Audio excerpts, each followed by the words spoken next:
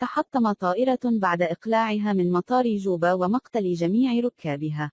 تحطمت طائرة صباح اليوم السبت بعد إقلاعها من مطار جوبا الدولي بعاصمة جنوب السودان، وقال المدير العام لمطار جوبا كوركوال أجيو في تصريح مع راديو تمازج إن طائرة شحن تحطمت في حي الاستفتاء بعد دقائق من إقلاعها من المطار، مؤكدا أنها كانت متجهة إلى مدينتي وأويل وعلى متنها بعض الركاب. وأوضح المدير العام إنه لم ترد تفاصيل فورية عن سبب تحطم طائرة الشحن حوالي الساعة 9 صباحا، وقال هرع فريق من المطار إلى مكان الحادث للحصول على مزيد من التفاصيل حول الضحايا من جانبه.